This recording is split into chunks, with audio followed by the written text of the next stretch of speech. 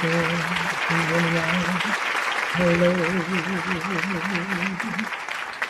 Welcome to the show. Welcome, welcome, welcome. It is the Beyond Unapologetic show. I am your host, Cort Lo, and we're here. And we're in for a good one. You know, I'll be trying to gather information throughout the week and try to develop things that I want to talk about. And it's just so much. So, if you ever get on a show and you're like, oh, this is all over the place, it's probably because I am all over the place. It's because I am all over the place. Okay. If you're new here, welcome. If you've been here before, welcome back. Thank you for coming. Let's talk about some things. So you see the banner scrolling across the screen. You see the $ Cort Lo. That is if you want to just donate to a girl, you know what I'm saying? Give me a tip or something, help me pay a light bill. You know what I'm talking about? Anyway, it's okay if you don't, but thank you if you do. Then you'll see a site scrolling across. It's called www.mynotestream.com. That is an app that I developed. And when enough people get on there and they want access to it, I'll launch it. And then it will be available in the Google Play and Apple stores soon. If you want to know more about that, go to the site www.mynotestream.com. You can see the tutorial, you can see how it works, and you can see if it will help you. I love it. I use it when I'm doing my show because it keeps all of the things that I want from all of the different apps in one place. I don't have to have 80 screens open. As long as I'm logged into my platforms, my app will sync with those platforms, and anything that I save in the platform will come up at just one click, maybe two. Because sometimes it depends on what it is. You might have to click once or twice, but it's not more than twice. And you can get to your Facebook, your YouTube, your Threads, your Instagram, your TikToks in one place. You can make notes, you can categorize it, and then you have a showcase feature where the topics that you want to talk about will just be right there for you when you're ready to showcase. Now, excuse me. Without further ado, we're going to go ahead and get into the show. So, everybody, how's your week been going? You made it here. It's Saturday. We had to go to Monday, Tuesday, Wednesday, Thursday, Friday, Saturday. And that was a long time. I saw a meme that said every day after the weekend, the first 5 days after the weekend is the hardest days. Mm-hmm. Mm-hmm. Yeah, Monday, Tuesday, Wednesday, Friday. Mm-hmm. My my partner gets mad at me because I'll be like, Sundays just Mondays. And she said, don't call it Monday. Let's just try to enjoy something, girl. It's Monday because I got to get ready for Monday. I got to get ready for Monday. Sunday, it's just getting ready for Monday. It just mentally it is. It's just like, oh, it took a whole day. But it's not bad. I like my job. You know what I'm saying? I do. I like my little 9 to 5, but 8 to 5, whatever you want to call it. But, do I want to still keep going there every day? No. Mm-mm. Do I like going every day? I mean, it's all right. There are worse jobs. You know what I'm saying? But I'd like to do this full time? Probably not. I don't know. I think you got to have some kind of crazy with you to have to be on the internet this much. And I just be trying to have a show. I just be trying to have a show for one day on a Saturday. And I'd be like, I don't see how y'all just be posting and doing the reels and the challenges and the trends. And I'd be like, girl, did y'all see that Netflix special? I can't. What are y'all doing? I'm not about to sit up here and be on the internet all the time. That's disturbing. Because there's too much going on there. Too much. Anyway, I said I like to start my show with a piece of gratitude as well. So what am I grateful for this week? I'm grateful to be loved. I'm grateful that my mom is doing good. I'm grateful that my little brother just found a new apartment. He's about to, get on his road big road to adulthood. Like he's doing it. I'm so proud of him, and I wish him nothing but the best. I love the time that we've had to spend with each other to like bond and everything. Because when I tell you, I prayed for my little brother. I prayed for him as a child, a 12-year-old child. I was praying, Lord, please, Mom, please have a child that has another birthday in September, because why is everybody born in March? Why, Mom? 3, 2. Yeah. 2 out of 4 kids born in March. So at the time, I was the oldest. So that was more than me. And then you born in March. And I was like, nah, that's crazy. I need somebody born in September. My daddy was in November, but I didn't really have a relationship with him. Also on a gratitude list, my dad told me he loved me this morning. I love that. I love that for me. Hey, it took 39 years, but you know what? You never know what's going to happen. Hey, you know what I'm saying? Because I mean, I let it go. I never thought it would happen, but now that it happened, it happened. That's a lesson too. Sometimes you guys have to let things go and just let them happen. You don't have control over anybody. You don't have control over anything for real. Like seriously. Some things go your way and some things don't. But when I say like I was like, "Oh, I love my dad. I've always loved my dad. Never stopped loving him, disappointed in him, but now he's here and he, you know what I'm saying? That was really nice. You know, it was really nice. 39 years. Hey, a win is a win. I'm not upset about it. You know what I'm saying? I forgot where I was going with the conversation, but anyway, sometimes you just have to learn how to let things go, and then you will be able to move on, and things may work out in your favor. You just never know. So that was something that I want to be gracious about this week.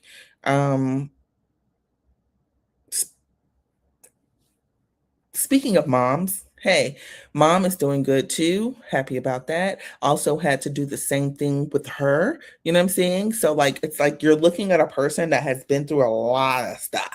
I don't know. But no blame, no shame to nobody. You know what I'm saying? We're all humans. We all have an experience, and sometimes you are the collateral damage. You are the collateral damage sometimes. But you can revamp. You know, you can heal from that and all those good things. Um, Sorry for rambling, you guys. Let's just get on into the show. So, because, parent wound, mother wound, father wound, let's just start with when you get over that. I'm just going to play you a clip. I'm going to play you a clip of a lady that I came across. She expressed something that I was just like, wow, you know what? Like, you're right. You're right. But in order to get there, I had to go through a lot to heal. But what she said was absolutely the truth. I mean, she didn't really elaborate a whole lot, but what she said definitely resonated. And I'm going to just let you guys hear what she had to say. And then we'll talk about it. You know how we do over here. I show you a clip. I let you into my algorithm, and then we go from there. Okay, so let's see what she has to say. Like to be loved by a woman. Like I can't even begin to describe what that love feels like, but like, you know what I mean? I really am sad for my street friends that they will never know what it's like to be loved by a woman. Like I can't even begin to describe what that love feels like, but like, you know what I mean? And it's like, to be loved by a woman. The first woman that you thought you would be loved by would be your mother, correct? Sometimes that doesn't happen. Sometimes that love is not given in the way that you thought it should have been given, but you don't even know that at the time. You learn that as you get older. And as I have gotten older, I learned that my mother could not love me the way that I wanted to be loved or needed to be loved, because she wasn't loved that way. She didn't know. She didn't have a playbook. She didn't have anything. She did her best. And I forgive her for that. Like, part of getting over childhood trauma is like understanding that those people were once traumatized children as well. And they were also going off of the system, the patriarchal system that tells them the life is to get married, have children, and work and just, do this. So she was raised on the same type of things that I was raised on. And now that I've broken free from that and I can see how that can be so detrimental, I definitely understand what she went through. I definitely get that my mom did the best that she could. Me being her firstborn at 18, that gotta be crazy. Because I could have never imagined having to raise a human at 18 when I'm barely recognizing the type of human that I am at that time. That is crazy. That is crazy. And it's crazy how the system makes you want to believe that you need to have kids early in order to like prove your womanhood or whatever. That's crazy. You don't even know what womanhood is at 16, 17, 18, 19, 20, 21, 22, 23, 24, 25. And just saw a clip that said you're actually not grown until you're 32. So you're out here, the system is perpetuating uh, the practice to have children at such a young age when you yourself are still a child, which is crazy for me. And it's wild because I want my mom to understand that I understand with the books that I've read, with the therapy that I've had, with the experiences that I've had. I want her to understand that I get it. You experience some stuff that I probably never experienced, but you also have to take accountability for the things that I did experience under your care. You know, not asking you to change it, not saying that you were wrong. Wrong, bad, two different things. Okay? Because you didn't understand, you have to give yourself grace. But all I'm asking for is, and it cannot be achieved until you give yourself grace, because the grace has already been given on my end. So you're not really going to achieve what you think you want in a relationship with me or anybody else until you say, I understand how what I decided to do affected you, and I apologize. Never continue to try to say, "But I had it worse" or whatever, because you don't. You're not giving the other person credit to try to understand, or you're not giving the other person credit that they did go and seek within themselves to understand where you might have been coming from, and then take that in to actually forgive you. So it's like you're fighting against someone who's like, "No, I've already done the work, like, I'm doing the work. I want you to come into the work." Um, but that's gonna take you doing the same thing, and that's the scary part. And I don't have any control over that, but my job is done. I love you. But I'm saying in order to even get here to be loved by a woman, I had to go through all of those things. Loved by a man, by a woman, by a person. I had to get to the point where I loved myself. I had to get to a point where all the things that I went through did not define me. It was a part of me, but did not define me. And I get through it and I'm able to receive love. And the actual love that I get to receive is from a woman. The best love I've ever had in my entire life is still coming from a woman, no matter the mother wounds that I have had and still deal with to this day. So I want you guys to know, even if your relationship isn't the best with your mom, because a lot of people judge you by the relationship that you have with your mother, even if it's not the best, are you working on yourself? I love you too, love. If you're working on yourself, everything else will make sense. The people that are supposed to be there will be there. And so Like, don't don't think it's the end. But I'm just letting you know, a woman's love is like nothing else. Caring, considerate, kind. You have to work on yourself to receive it. And that goes to men's too. hmm The men's that is out here hurt, you don't know what it feels like to be loved by a good woman because you're putting that on to your mother. You understand? Anyway, let's go deeper because I want you guys to understand what I'm talking about. You have so much hurt in your heart from your mom that you don't know where it's coming from. And if you don't understand what I'm saying, I'll let somebody who's very popular in the industry right now, I'll let you hear what he had to say about his relationship with his mother. You know, NBA young boy, I don't know who he is. I know he's a rapper. Okay. But when I know that he's popular, because I've heard my nephew say his name and everything, and I done seen some stuff, and I'm like, I don't know if I even want you to know who this person is or whatever. But he got on here, he said some real stuff, he was vulnerable.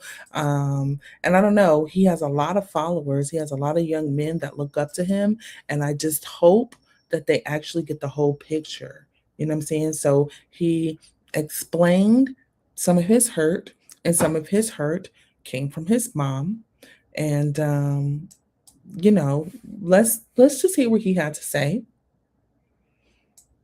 And Funny Marco's, this is supposed to be a funny show, by the way. He's on Funny Marco show, but I think he got deep, and I don't think Marco was actually ready for that. But this is a clip from the show, and it is real. I went to look at the show, so it's a clip, but it's a raw clip. Nothing is edited. Okay, this is what this man said about his mom. Because that's my grandmother's daughter, and I love my grandma deeply. Mm-hmm. I think my relationship with my mama used to be a big part of my anger.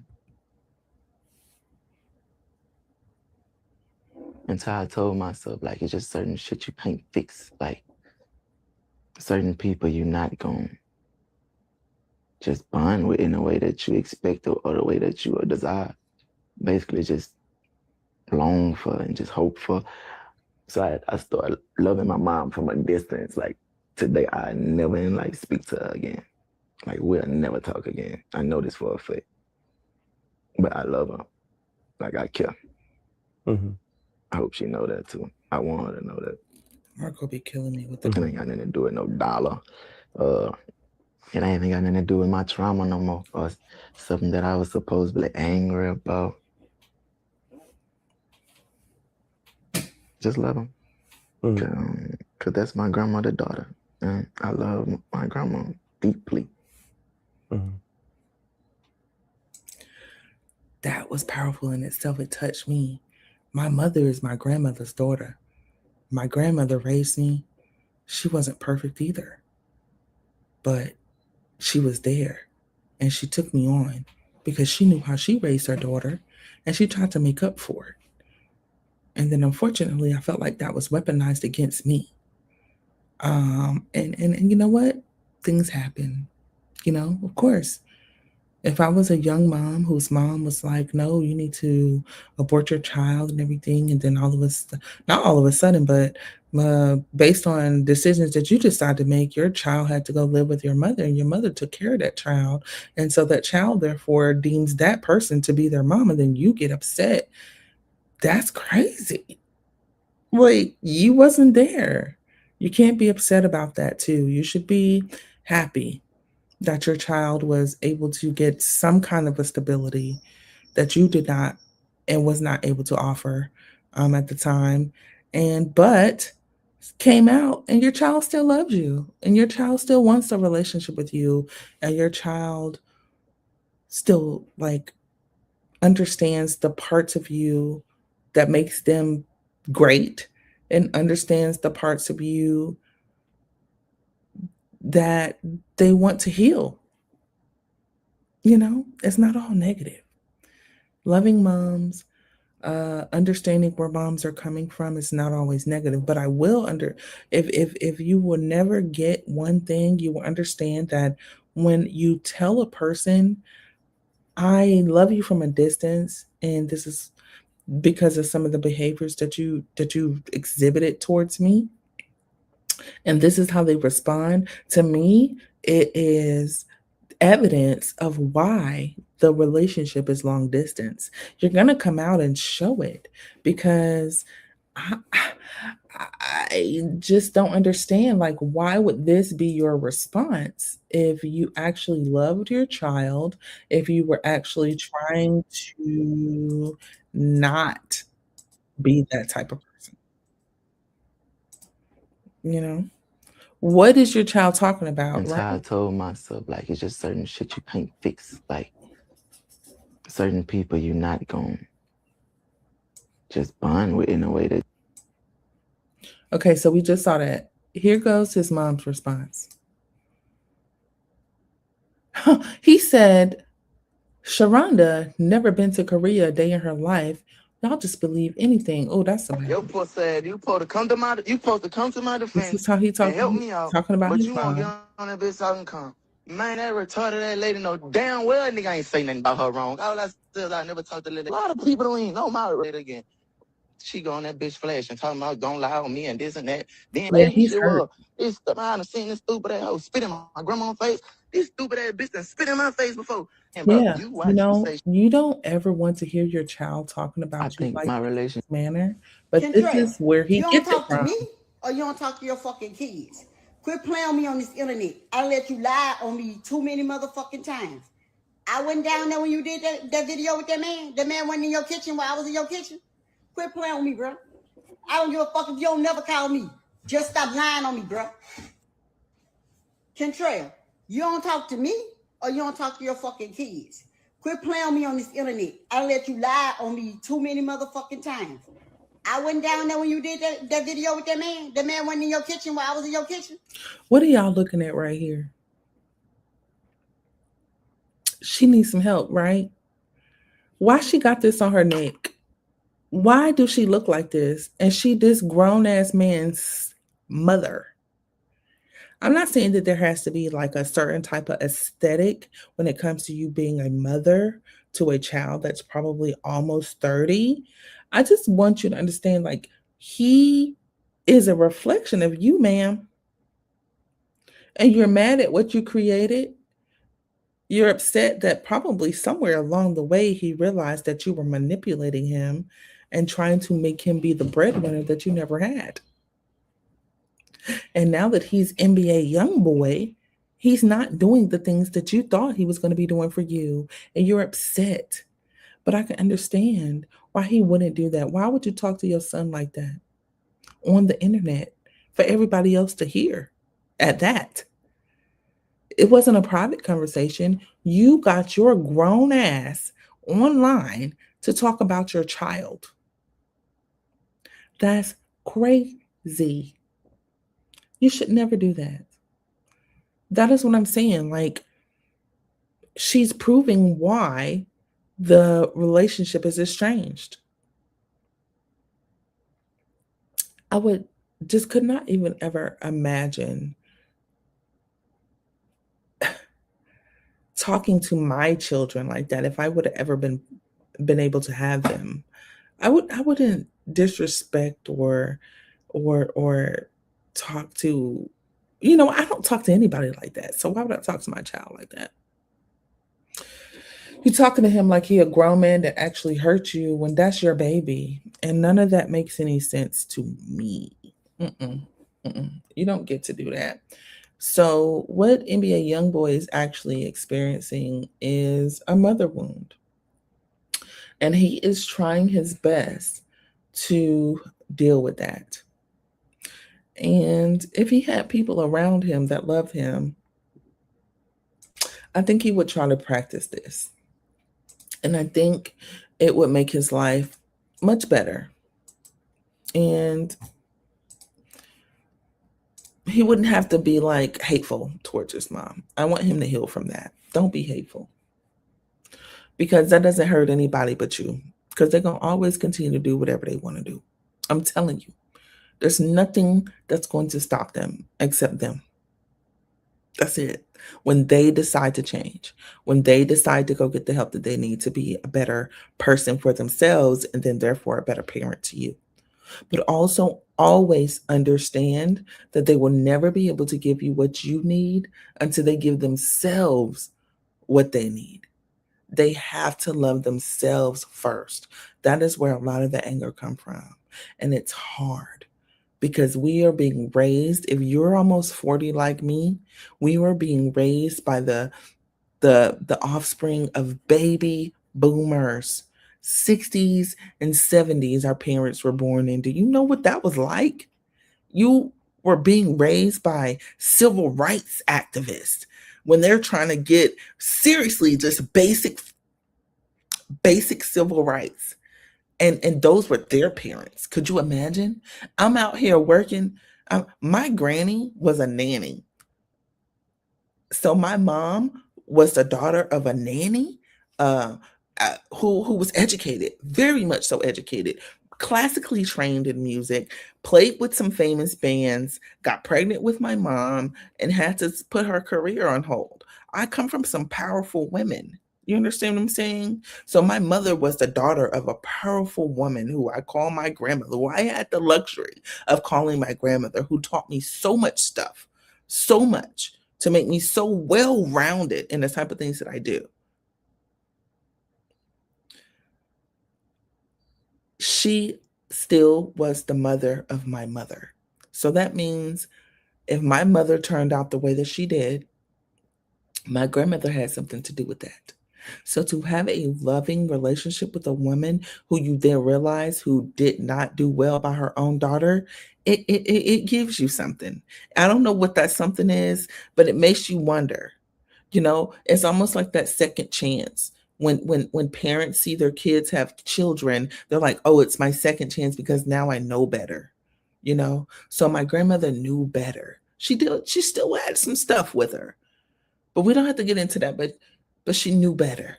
And I hate that my mom did not have the opportunity. I mean, she had a short time and opportunity, but it wasn't what she actually needed. And I do hate that for her. And so I do have sympathy and empathy for her because I know she didn't get that. So the same mother wound that I have, I know that my mother also has that wound. And I also want her to know that I understand that. I do. I do. You still may look at me as a child, but woman, I have lived several lives, several lives, several lifetimes, I feel. I have lived through a lot. I have been through a lot, and I'm still here. And eventually that story will come out organically as it should. But I am here to hopefully help people not succumb to the hurt that they feel like they have endured, because you can come out on the other side. Okay. Let's listen to this woman, and hopefully she can help you, because ultimately you only can worry about you. To get validated. And Y'all, of all the Okay. she believes that her mother can validate her experience. And then if that happens, she, in essence, has like a permission to heal. And you don't need your mother's permission to heal. That's a part of the obedient Black girl syndrome, as I would say. It's like looking for our mother to say, this is true, this happened, this is who I am. And healing your mother wound is about you establishing who you are. And it's about you creating a healthy relationship with yourself and taking the attention off of the relationship you have with your mother. That is how you heal. I know you don't want to hear this. Just listen. Stop trying to get your mother to admit she was wrong. Stop trying to get her to see things from your perspective. When you do this, the little girl in you is trying to get validated. And she believes that her mother can validate her experience. And then if that happens, she, in essence, has like a permission to heal. And you don't need your mother's permission to heal. That's a part of the obedient Black girl syndrome, as I would say. It's like looking for our mother to say, this is true, this happened, this is who I am. And healing your mother wound is about you establishing who you are. And it's about you creating a healthy relationship with yourself and taking the attention off of the relationship you have with your mother. That is how you heal. That is how you heal. you I don't wanna hear promise you, this. it's the truth. Just listen. You're going to have to bury that past relationship and that past trauma. I went through a therapy exercise when I literally had a funeral for those traumatic experience, for those traumatic thoughts, for those traumatic things that kept coming. I had a funeral for him. I'm telling you guys, wrote it down. I had a little box coffin, put it in there, and literally sat there, cursed it out, buried it, done. That was one of the best days of my life. Painful as hell. Painful. Because when I tell you the stuff that I wrote out on that paper, oh my God, I couldn't do nothing but bury it, burn it, bury it. You understand what I'm saying? I burned that paper, everything that I wrote down, every bad thing that I could ever remember, to separate myself from the anger that I had and the sadness. I did the assignment, and it worked. It worked. Could that be a form of witchery, or whatever you want to call it, spirituality? It works. It is a ritual, and that ritual worked. You write down everything horrible and bad.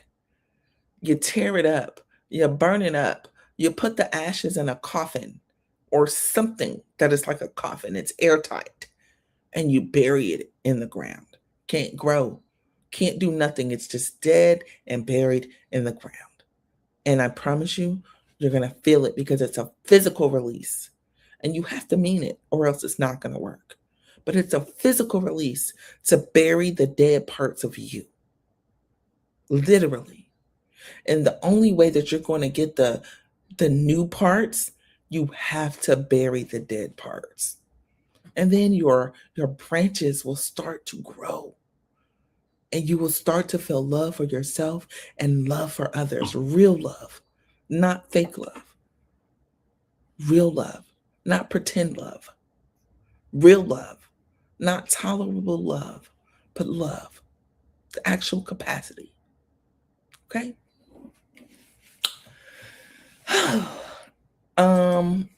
Another girl that I found on my page, she went through the same process, and she healed her mother wounds. And let her tell you what she was able to accomplish by doing so. And I think, oh no, what did I don't know what I did. Okay, there we go. Number one is I refuse to be shameful for things that I did that were a trauma response. I used to be very promiscuous. I used to lie a lot. I used to always present myself as somebody that I wasn't, due to the fact that I grew up in a household where I was never allowed to be myself. I have stopped feeling shame about those things because I was only doing what I had been taught in all of my formative years as a human being on this earth. I've also learned to decenter men. I do not look for men to be my sole reason of why I have confidence within myself. It just does not make any sense. I've also stopped caring about the opinions of other people, because a good 10 times out of 10, the people that are harshly judging me could not survive one day in the asylum that I was raised in. Okay. I also learned to always prioritize my female friendships over anything else. Obviously, not the relationship with myself, but I have beautiful friends that are women, and they mean the world to me. And that also just helps heal that deep mother wound of not trusting women, with being around women who are supportive and trustworthy. Things that have. Yeah. Just trust me, I definitely had issues building relationships with other women, because when you grow up like that, you typically learn to not trust them. But with healing and therapy and understanding things, you definitely can turn that around. So those are just some of the positive things that can happen when you heal your mother wound. Because we don't want people walking around out here just wounded. Things happen. Parents are parents. Parents are people. You understand? And once we learn that, I think that is one of the fastest ways to actually get on the healing train. Understand that your parents are people. If you are going through that type of situation, because I understand that you do have to separate yourself sometimes from family, and everybody doesn't understand it. But if you are at that place, I also want to bring that to the forefront. There are ways that you can have conversations to help people stop trying to make you feel bad for the decisions that you make, to not self abandon, to actually take care of yourself in your relationships. I know y'all had y'all's issues, but how are you? I'm good. Asking about her Yeah. mother. Really? Yeah, I mean, I made peace with our relationship long before she passed. So y'all still weren't speaking when she passed? No. Wow. How'd you make peace with that?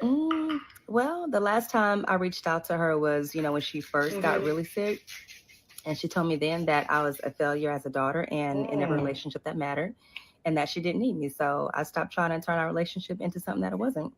And, I accepted who she was and what our relationship was never going to be. And I've already grieved my mother while she was alive. So now that she's gone, I'm at peace. You don't regret not talking to her again before she died? I mean, people ask me that, but, and they say you have to forgive and you need to communicate and learn conflict resolution. But I mean, one person can't repair a relationship alone. I could have wanted that conversation, but, I couldn't force her to have it. It takes two people, and I've already forgiven her. So, that's how I can be at peace. So you're not going to the funeral though? No. Wow. Who's going to take care of everything? I guess the same people who kept saying you only get one mother and, making excuses for her behavior. What about your father? My father stayed drunk, dealing with her when she was alive. So I'm sure he'll find his own way to deal while she's gone. Girl, what's your family going to say? I guess we'll never know because I'm not going to be there to hear it. I hear what you're saying, but I don't care how bad things get between me and my mama. I could never stop talking to her. I could never do that to my mom. And your mother probably would never do to you what my mom did to me. So there. I'm just saying. No, and I know what you're saying, right? And it's hard for people to understand, but I've already made peace with my decision. So I'm not going to keep explaining it, just so it can make sense to people looking in from the outside. So I'm done talking about it though. So anyway, how you liking your new car, girl? When are we going to go on a girls night while the kids are at camp? So. That's what time Coach Grace Brown passed away. has some good, she did. some good Girl, skits on her page where she helps women or people get through difficult conversations in their parental relationships or relationships with other people around their parents. I don't wish that on me at all, but I know that there are people going on out there like that, going through that type of things where their parent might have just died or are sick and they have unresolved issues, and you feel like you have to explain why you don't really need to be involved because that person who called themselves your parent did not reciprocate that to you. So you don't have to do that. You don't have to reciprocate that, right? But that is a difficult conversation. Some people are in that space and it is okay. It's okay to be in that space. Don't beat yourself up for that. Everybody's healing path and journey is their own, and you should not compare yourself to other people. Understand that that is healthy and it's okay. You're not alone. So if you want to go and find Coach Grace Brown, you can talk to her about that and understand that you are enough and you deserve your own peace. Okay? All right. All right, let's move along from that. I guess when people actually do have mother wounds, sometimes they end up doing some crazy stuff like being a freaking stalker. Did I show you? I don't think I showed you guys this, but there was a story that I found where this person couldn't let go so bad, basically probably had some abandonment issues and some mommy issues, some daddy issues, a lot of issues. And oh my God, what is that? I got rid of it, guys. Don't worry. It was a beetle. I threw it across the room. But yeah, this story about the stalker, you guys, listen. This is the craziest stuff I've ever seen. Do you see this post? Man gets 37 plastic surgeries and a new name to date his ex again after a restraining order. Who does that? Who does that? No, he literally did this. He changed his appearance and she still didn't want him. What kind of stalkerish person and mother wounds do you have to go and do some craziness like this? I don't know. But I think they took down the story because I had it was actually the actual story and I don't see it but anyway, I'll read it to you. A man reportedly underwent 37 cosmetic procedures, legally changed his name, and completely altered his appearance in an alleged attempt to reconnect with his former partner after she had obtained a restraining order against him. The extraordinary case has drawn widespread attention because of the extreme lengths he was said to have gone to in hopes of restarting the relationship. According to reports, he spent years undergoing multiple facial surgeries before adopting a new identity. Despite the dramatic Despite the dramatic transformation, the restraining order remained in effect, and authorities reportedly identified him, resulting in further legal and scrutiny over his actions.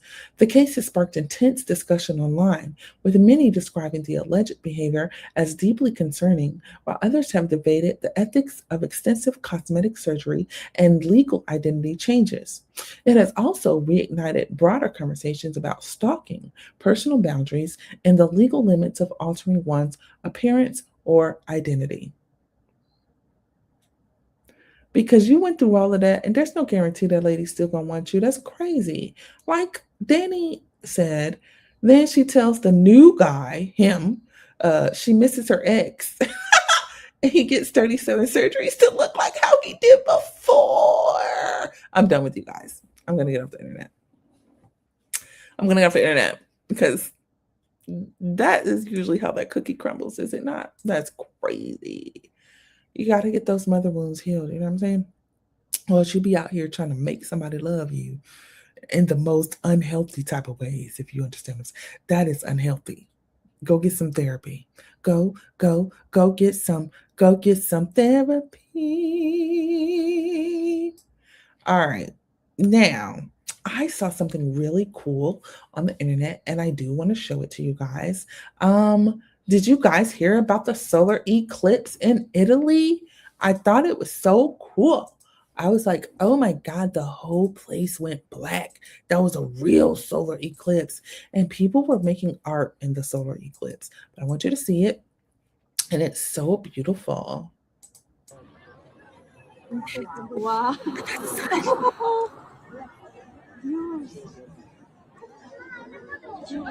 Да, смотри, смотри.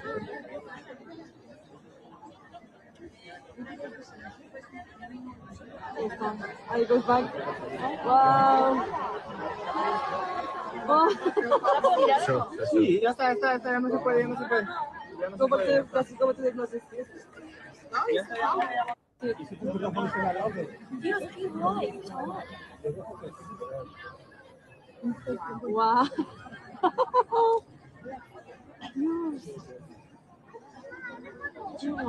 Да, смотри, смотри.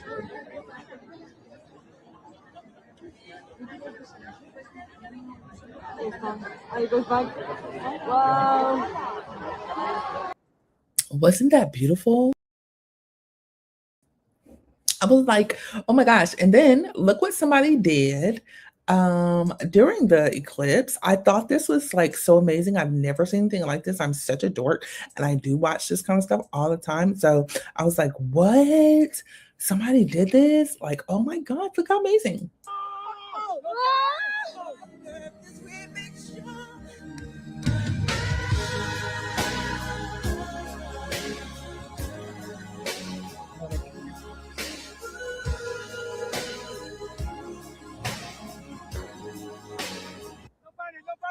This was like the better clip to me.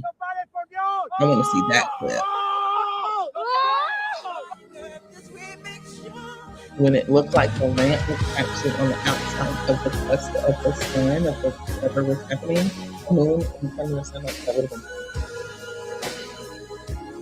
You guys understand what I'm saying? Like if you look at this first image, you see how it's like around the arch is around the arch. Like it looks perfect. And I wish I would have seen it like that, but this is what we got.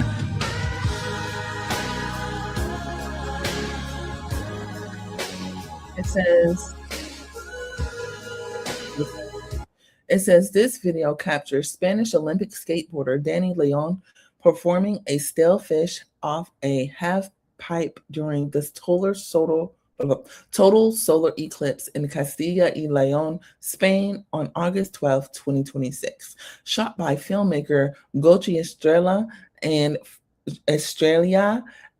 photographed by Hai Kano. The trick was done in complete alignment with the totality using forced perspective silhouette. Beautiful. That was absolutely beautiful. I love art. Speaking of art, did you guys see this black art that I saw? I saw this. Where did I see this on? It was in Instagram. And it is a beautiful. Why can I see it? Why are you doing this? I love art. And I don't. Oh, there it is. Y'all bear with me. Sometimes stuff be happening. Okay, I got it now.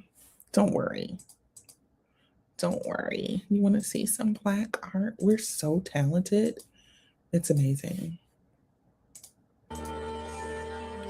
At this beauty supply store ad.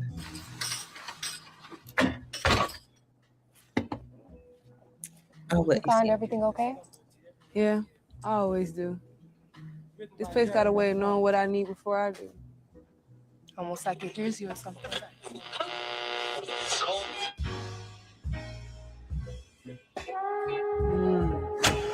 Yeah. That's the sound right there. What it sound like?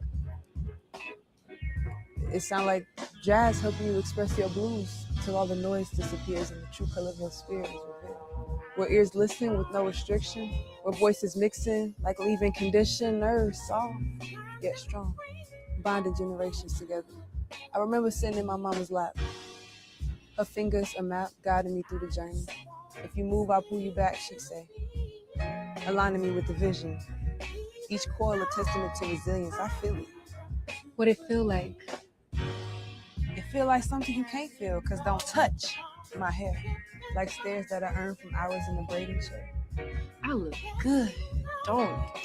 The beauty supply sound like a family reunion with women laughing too loud in aisle 3. I see you. I've seen you before. Silk scarves and silly combos outside the door. Smell like hot combs, pressing dreams into place. Like crisp hair grease, burning under the sun gaze. Like ribbons flowing, carrying memories of happy days. A way to say, you are more than enough. Who's turning the light off in my store?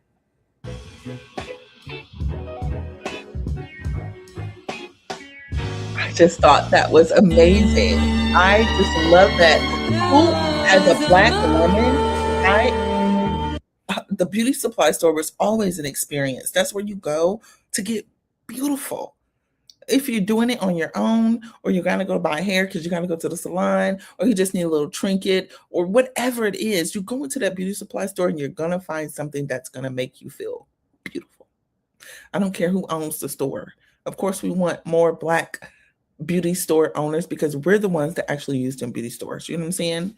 I will read this. This is from Major Myra. I love being a writer because I can literally translate anything I see in my head on screen, no matter how large the vision. Check out my short film, Bobo Blues. That's the name of my puppy, by the way, Bobo. Bobo Blues on YouTube by Major Myra to see the full team that put this together. And it was beautiful. I really suggest that you go and see what that looks like. It was amazing. I just thought that was like amazing art amidst all of the chaos that I've been looking at online, this was so beautiful. And this is the type of stuff that I love to see. Black art is amazing. Don't. Now, if y'all know I don't care, girl. I had to burp. Dang. Don't be looking at me like that. We about to wrap this up real quick. Last thing I want to talk about is Jasmine. Y'all been in a chokehold on this damn internet about Jasmine. The witchy witch of the witchy West, okay? She's amazing. I love Jasmine. You're not going to make me not love her. The thing is that you guys are having a conversation that's going in circles. Both sides are talking about what they believe. No side has scientific proof. And when I say scientific proof, because I am an MBA major, I actually do know what it means to do the scientific method. There's a hypothesis that first comes. That's when you tell somebody, this is this or this, right? Like if I wanted, I don't know what happened. Anyway, like if I wanted to say, beating your children causes them to have post-traumatic stress disorder when they get older. The science behind that would be to look at all the documentation that suggests that there is a correlation between beating and domestic violence on your children, and them growing up to be not what do you want to call it? Not like the individuals that can stand up for themselves. They're like the meek, the wounded. They stand back. There is scientific evidence to prove that. Okay? So when people are on here debating Christianity and spirituality, there's no science. There's no science. Because if there was science, we wouldn't be debating if there was a God or not. This is my mic. We wouldn't be debating if there was a God or not, if your Bible was real, if there was actual scientific evidence. But people are going to battle about stuff no matter what it is. It's people out here still battling about whether the world is circle or it's flat, whether gravity is a real thing or it's just something in our head. When we all know we're sitting here on a rock that's spinning so fast that we can't see how fast it's spinning, because we as humans, our bodies can't even fathom how fast the world is spinning, but we have to believe it's doing so because some scientists said that is what was happening. And they can prove it because of numbers or whatever. But you know what? Guys, don't get me to go in there, because I feel like they just be making up numbers too. I feel like this is all a simulation. They can tell you anything, because are you going to get out there with your galactical telescope and go out there and look into the world and see where's your telescope? Your galactical telescope, you don't have it. There's no galactical telescope. So you kind of just, you just go with the science. Penicillin fixed disease to a certain extent. You know what I'm saying? It don't work on some of y'all hoes, but it's okay. But that is scientific evidence that penicillin do cure diseases.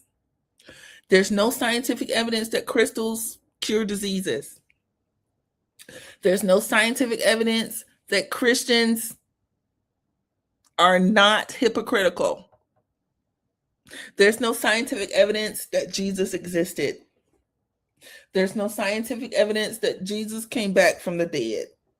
There's no scientific evidence that sage beats out demons. But the evidence is that I'm living a good, peaceful life.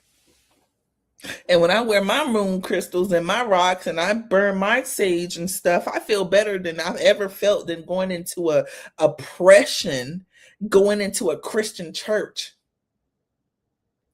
I never felt so oppressed and judged and unloved than in the Christian church. So if you guys like to do that, because I don't understand how you continuously back up a book that demeans everything about you. It doesn't love you. Why did God create something to hate? If he loved you, he created you in his image. Does that mean he's sin? You guys always trying to come out with some scriptures that doesn't make sense to an intellectualist. Like, we read, we learn, we logically. Your God made people to hate them because you're born into sin. I'm not about to be reciting those scriptures and stuff like that, because that's not what this is. I know John 3:16 and I know Psalm 23. That's what I know. And I also know a lot of other things. I might not know the scripture, but I know that's what it said. I know that's what it said. The 10 Commandments, Moses parting the sea, let my people go, I'm gonna put these locusts on you. What is all of that? Just from the stuff that I do know, that doesn't make any sense. Your loving God created you so that he can hate you and smite you if you don't obey him. That sounds crazy. And the fact that we done had to sit on here and Jasmine had to go over here and try to talk to y'all about some stuff. And y'all steady talking about Matthew, John, Corinthians, Deuteronomy, Deuteronomy, all of that stuff. And you don't know what you're talking about. You're just repeating stuff that other people repeated to you. The same slave masters. These people have not been broken from slavery. You're using the same rhetoric that people used to hold you down. I don't want to hear no white Christian, oh my God, the love of Jesus is going to wrap around you and he's going to surround you so much. He's going to take away your pain and he's going to do... Shut up. Shut up. Because you're being oppressed in your home. Okay? Not applicated to all, but your daddy probably looking at you because you look better than your mom. Don't talk to me. I know what y'all be doing in them LDS churches, the Fellowships of Christ churches, Latter-day Saint churches. I know what y'all be doing. Okay? It's all over the internet. And then you black women who get up here who are literally trying to abandon yourself because of how you feel about certain type of stuff. You want to put it on other people or other entities, deities. You don't want to have any accountability for what you did. Why do you need a book to tell you to be a good person? To tell you not to gossip and lie on people and manipulate and not rape, because that's what the Bible tells you to do, actually, to rape and be pedophilic around this. You know what I'm saying? What book are y'all reading? Y'all like to pick and choose what y'all want to throw at somebody. So the one thing y'all can't answer is, why would God make something that he had to hate? Why did he make something, the something being us, that had to worship him? Narcissistic much? Is there an entity out there that we can believe in or think that there's something more powerful than us? I like to call that a higher power. But I'm not going to subscribe to y'all's version of a God that thinks it's okay to kill people when he told y'all that it's not okay. He thinks it's okay to impregnate children when he tell y'all that's not okay. But actually, that Bible don't tell y'all that pedophilia is incorrect. It tell you to do it. There's many scriptures. I ain't gonna tell you what the scriptures is. That's your Bible. You should know what them scriptures is. And you don't want to know what them scriptures is because you know that you don't know what the you talking about. You don't know what you're talking about, girl. It just feels safe because that's what you was told to believe. We were all told if you black, a traditional black and a Christian, you're Christian, okay? You went to church. You had to go there Sunday, Wednesday, Thursday, Saturday, whatever. You had to be in church at somebody's Baptist Episcopal church. So I ain't blaming you because that's how you was raised. It was passed down. But sometimes that stuff got to be broken away from. You got to open your eyes and see. Because it can be just as little as I'm sitting on the couch about to go off myself. And then I see a pastor say, hey, you should go get therapy because you went to the ophthalmologist and got some glasses. You didn't sit around talking about I'm blind and God is going to heal me and I can't see nothing. I just be bumping into walls all day. I bump into walls all day. I ain't got no blind stick. I don't got nothing. I just be bumping into shit. Bump, bump, bump, bump. No. You go got you some glasses, some contacts, some LASIKs. You didn't sit there and say, God, make me see. You didn't. You didn't, because you probably would have walked into traffic before that happened. Mm-hmm. So if you can go get glasses, you can go get therapy. And when you go get therapy, that religious psychosis kind of goes like, whoa. I'm not telling you don't believe in something higher than yourself. I'm not telling you that. But I am telling you to let go of that Christian stuff. It's not good for you. It never was. It was made to control you. It was made to control you.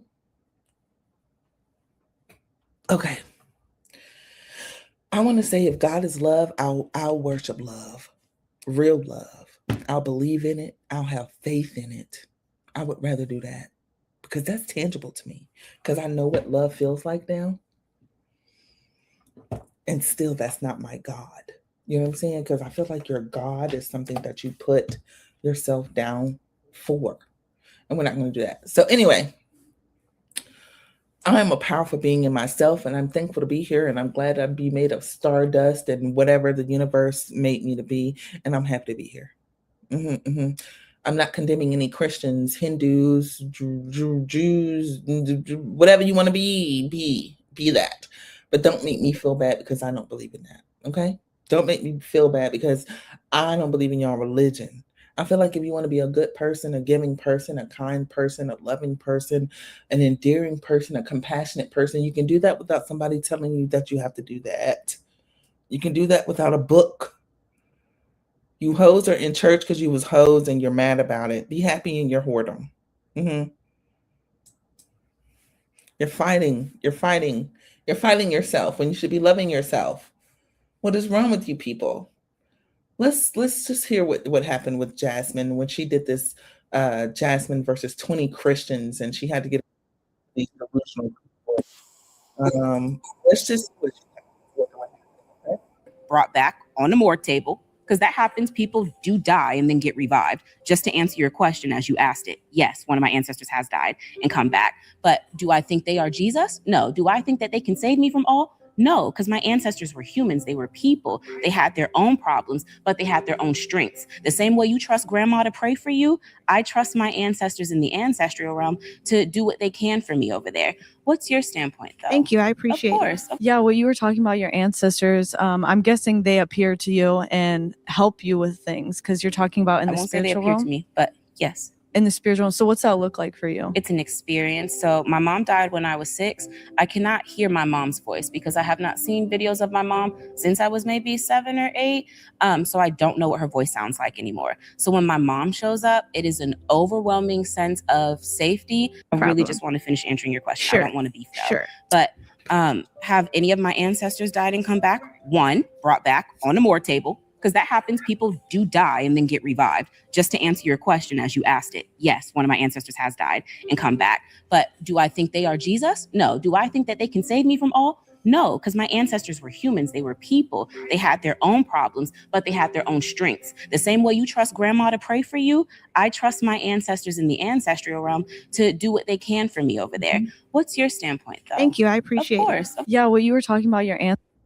Yeah, I mean, and that's just, she kept on saying what I believe, what I believe, what I believe. They just keep coming. I feel like the Christians were there to try to condemn her and to also just like try to bring her to their side instead of coming in with a level of, let me see how you feel and let me see how that compares to how I feel. And then I just go about my day. I felt like they were there battling for her soul when her soul doesn't need to be saved. And you guys keep on feeling like that is your duty. That is what you guys are told. Evangelistic Christians are like, oh, I have to save your soul. You need to save your own soul. However that looks like to you, that's what you need to do for you. But when I tell you I'm good over here and I have my crystals and my sage, I need you to mind your business.